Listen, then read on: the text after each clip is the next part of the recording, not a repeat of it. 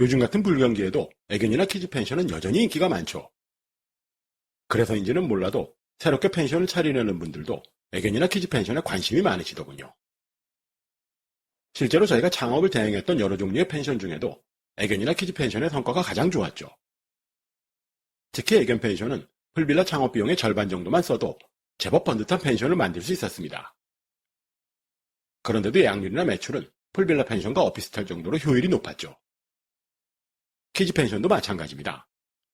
애견 펜션보다는 창업 비용이 훨씬 많이 들지만 예약은 제법 많았죠. 가족이나 단체는 비수기 주중 예약이 거의 없다는 통념을 깬 게 키즈 펜션입니다. 아빠들이 출근하는 평일에도 엄마들끼리 똘똘 뭉쳐서 아이들을 데리고 키즈 펜션을 찾죠.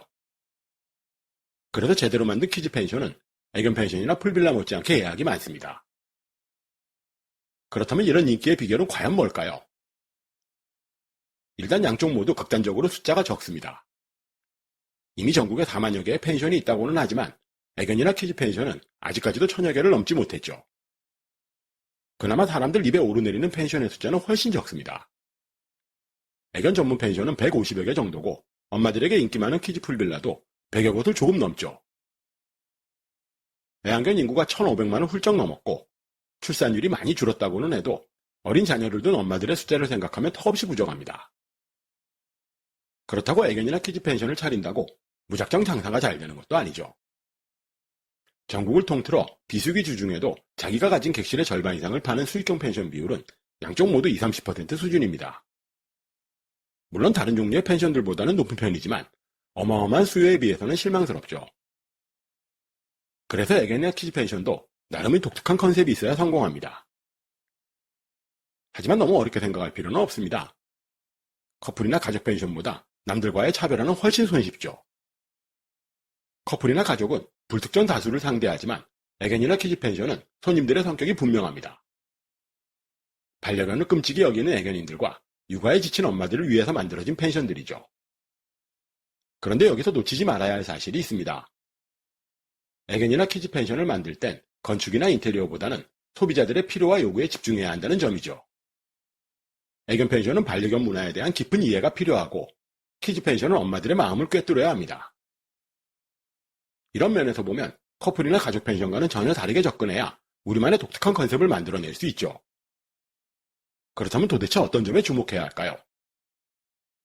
오늘의 이야기의 출발은 이 부분에서 시작하겠습니다.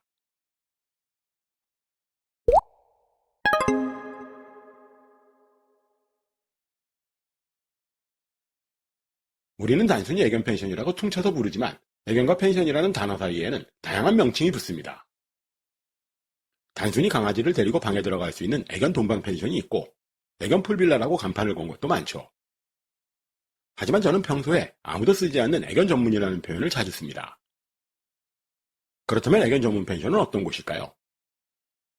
기획 단계부터 애완견을 위해 만들어진 곳을 가리킵니다. 하지만 조금 더 깊이 들어가면 훨씬 복잡한 의미를 담고 있죠. 논란이 될진 몰라도 삐뚤어진 우리나라의 애견 문화는 그들만의 리그를 만들어내고 맙니다. 인기 많은 견종은 분양가가 1000만 원을 훌쩍 넘고 강아지 미용 한 번에 2-30만 원씩을 쓰는 사람들이 수두룩 하죠. 애견 풀빌라라는 명칭이 쓰이는 이유가 바로 여기 있습니다. 부유한 커플들 못지않게 돈을 쓴다는 이유로 애견 풀빌라라는 간판을 내건 거죠. 하지만 반려견 문화를 조금만 이해하면 얘기는 달라집니다. 풀빌라와 마찬가지로 애견 풀빌라를 찾는 사람들의 심리 속엔 과시욕이 엿보이죠. 하지만 과시욕의 주체가 다르다는 점에 주목해야 합니다. 젊은 커플들은 자기 자신을 뽐내려고 값비싼 풀빌라를 찾죠.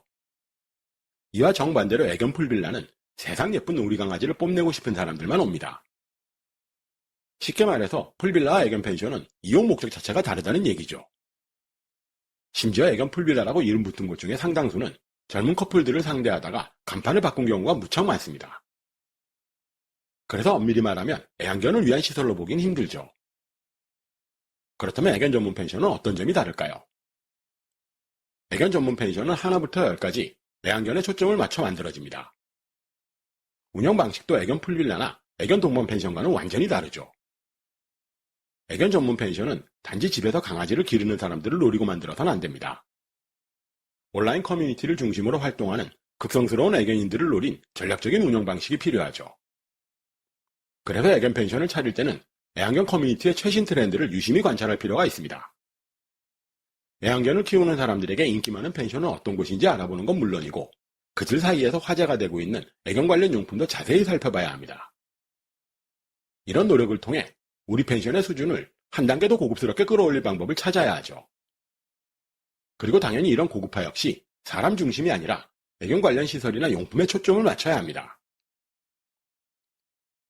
고급화의 포인트를 애완견에 맞춘 탓에 풀빌라 같은 화려한 인테리어는 필요 없다는 게 애견 전문 펜션의 가장 큰 장점이죠. 강아지들이 마음껏 뛰어놀 수 있는 넓은 거실만 있으면 됩니다. 여기에 깔끔한 느낌의 주방까지 더하면 금상첨화죠. 그래서 침실이나 욕실은 보통은 신축 펜션 수준으로 마감해도 충분합니다. 대신 건축 설계나 인테리어 디자인에도 강아지들에 대한 진심 어린 배려가 필요하죠. 애견 펜션을 방문한 손님들은 이구동성으로 강아지들이 뛰어놀기에 미끄럽지 않은 바닥에 가장 큰 점수를 주더군요. 그래서 제가 그동안 직접 만들었던 애견 전문 펜션엔 광택이 없는 포세린 타일을 깔아놨습니다. 광택이 없는 대신 까끌까끌한 표면 때문에 강아지들이 마음 편하게 뛰어다녔고 여러 종류의 바닥재와 비교했을 때도 관리가 제일 손쉬웠습니다. 바닥재는 물론이고 가구의 선정도 중요하죠. 침대나 소파도 강아지들이 오르내리기 쉬운 저상형으로 고르는 게 좋습니다. 어떤 면에서 보면 저상형 가구는 불편할 수도 있고 굳이 이렇게까지 해야 하는지 의문이 들죠. 하지만 애견 펜션으로서의 전문성을 강조하는 디자인 포인트라는 점에서 결코 소홀히 할 수는 없습니다. 그리고 여기에 마침표를 찍는 게 애견 전용 가구죠. 강아지 전용 원목 스텝이나 애견 부스터 하나하나가 웬만큼 값비싼 인테리어 소품보다 훨씬 큰 효과를 안겨다 주죠. 하지만 반려견을 키우는 사람들조차 이런 형태의 애견 전용 가구를 잘 모릅니다. 심지어 가격도 비싸고 일반적인 온라인 쇼핑몰에서는 찾기도 힘들죠. 그래서 애완견 커뮤니티를 자세히 들여다봐야 동호인들 사이에 인기 많은 애완견 전용 제품들을 찾아낼 수 있습니다. 이런데도 애견 펜션 중에 상당수가 애완견 문화를 잘못 이해하고 있다는 점이 아쉽죠. 애견 전문 펜션은 8kg 미만의 소형견만 받는 곳이 많습니다. 그래서 건축 설계나 인테리어 디자인을 애완견 중심으로 풀어나가면 2층이나 복층 구조는 엄두도 못 내죠. 펜션에 들어서는 순간부터 강아지들을 마음껏 풀어놔도 신경 쓰이지 않을 안전한 구조가 필요합니다. 하지만 애견 동반 펜션은 물론이고 꽤 많은 애견 전문 펜션이 사람들 눈에 들기 위한 노력만 하죠. 애견 풀빌라 컨셉이 탐탁지 않은 이유도 마찬가지입니다. 월풀이나 스파는 물론이고 깊고 넓은 실내풀은 강아지들과는 아무런 관련이 없죠. 이런 값비싼 시설들보다는 강아지들을 예쁘게 찍어줄 수 있는 포토존을 여러 개 만드는 게 훨씬 낫습니다. 그래서 애완견 전용 수영장은 무릎 높이 정도의 깊이로 만들어도 됩니다. 애견 전문 펜션의 수영장은 견주들을 위한 시설이라기보다는 포토존 역할에 충실해야 한다는 뜻이죠. 이런 면에서 보면 애견 전문 펜션의 서비스 컨셉 역시 일반 펜션과는 전혀 다른 방향으로 풀어나가야 합니다. 앞에서도 이야기했지만 월풀이나 실내풀보다는 객실 전용으로 쓸 수 있는 애견 전용 운동장이 필요합니다. 제가 애견 전문 펜션을 만들 때마다 최대한 싸고 넓은 땅을 찾는 이유도 넓고 쾌적한 애견 전용 운동장을 만들기 위해서죠.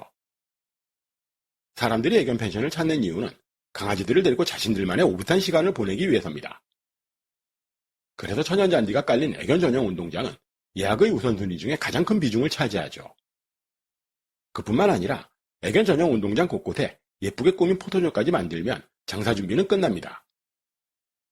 그렇다면 이제 남은 건 뭘까요? 기대감에 가득 찬 손님들이 깜짝 놀랄 만큼 전문적인 애견 관련 시설과 서비스를 준비하면 됩니다. 애견 목욕 시설은 물론이고 극성맞은 애견인들조차 선뜻 사기 힘든 고급스러운 애견 관련 용품들을 빠짐없이 준비해야 하죠. 저 같은 경우는 애완견들을 위한 유기농 간식부터 구급약품까지 꼼꼼하게 챙기는 편입니다.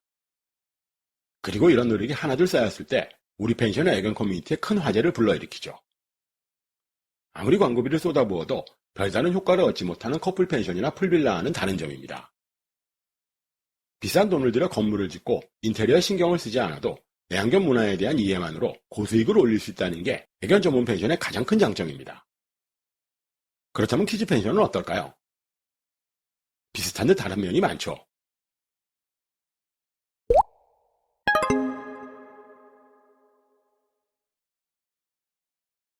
키즈 펜션을 신경 쓸 주체가 누구냐부터가 애견 펜션과는 정반대입니다. 애견 펜션이 강아지들을 중심으로 만들어진다면 키즈 펜션은 하나부터 열까지 엄마들의 눈높이를 맞춰야 하죠. 이건 또 왜 그럴까요? 애견 펜션이 강아지들과 오붓한 시간을 보낼 장소라면 키즈 펜션은 육아에 지친 엄마들을 위한 시설이라서 그렇습니다. 솔직히 육아에 바쁜 나날들을 보내다 보면 친구나 자매들과 마음 편히 모일 장소가 거의 없죠. 고작해야 키즈 카페 정도가 전부입니다. 물론 아이들을 데리고 엄마와 아빠만 갈 때도 있긴 하죠. 하지만 비수기 주중에도 방을 팔려면 엄마들끼리 뭉쳐서 갈 수 있는 키즈 펜션이 돼야 합니다. 그래서 여러 종류의 펜션 중에 객실이 가장 넓죠. 전국에 있는 800여 개의 키즈 펜션을 전부 조사해보면 객실의 넓이가 20, 30평대인 키즈 펜션의 수익형 비율은 15%가량이었습니다.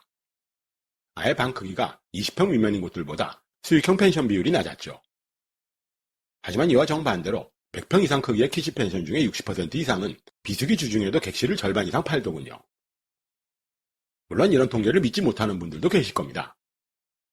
하지만 확률적으로 한 가족보다는 여러 가족이 함께 갈 수 있는 크기의 객실이 훨씬 더 잘 팔린다는 점만큼은 분명하죠. 그래서 키즈 펜션의 독특한 컨셉은 엄마들을 중심으로 한 여러 가족을 두루 만족시킬 수 있는 방법에서 찾아야 합니다. 키즈 펜션은 다른 종류의 펜션들보다 배우 시장의 크기가 훨씬 중요합니다. 아무래도 어린 자녀들을 데리고 너무 먼 거리를 이동하긴 힘들어서 그렇죠. 그래서 젊은 엄마들이 많이 사는 대도시 인근 지역이 키즈 펜션을 차리기 좋습니다. 키즈 펜션을 찾는 엄마들의 목적도 확실하죠.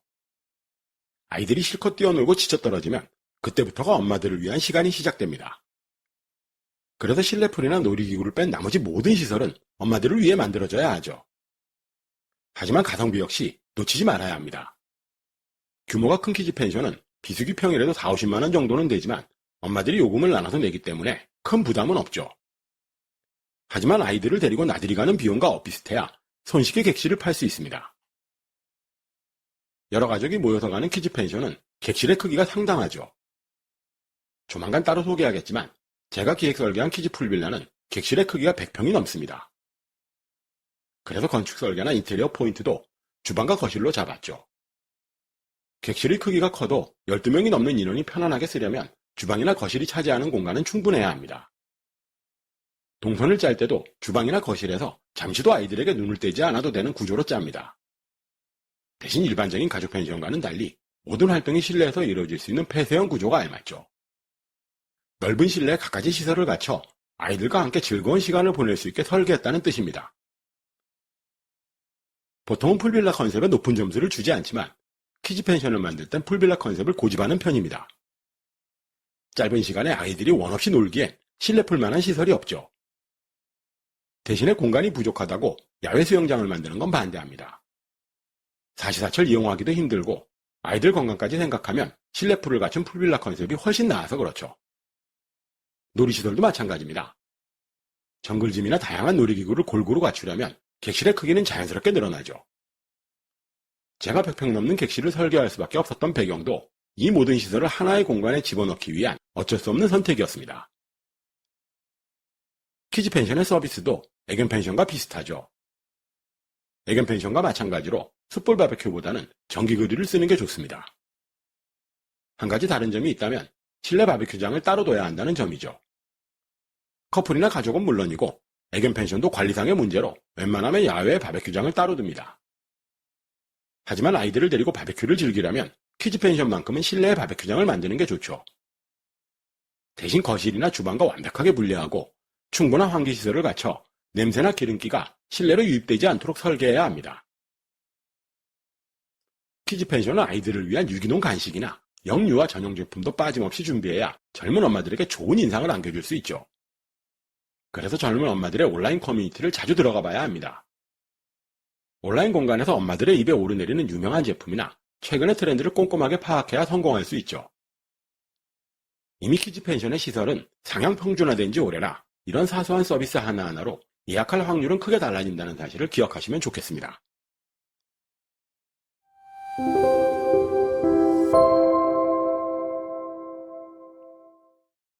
애견이나 키즈 펜션은 강력한 온라인 커뮤니티를 등에 업어야 성공합니다.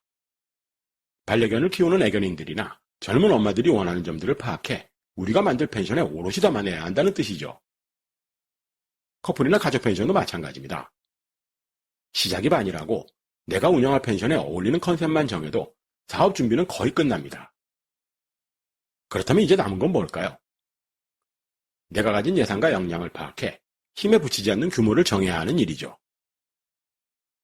이 부분에 대해서는 다음 편에서 자세히 다루도록 하고, 오늘도 긴 영상 시청해주셔서 대단히 감사합니다. 지금까지 펜션 프로젝트 팀 로직이었습니다.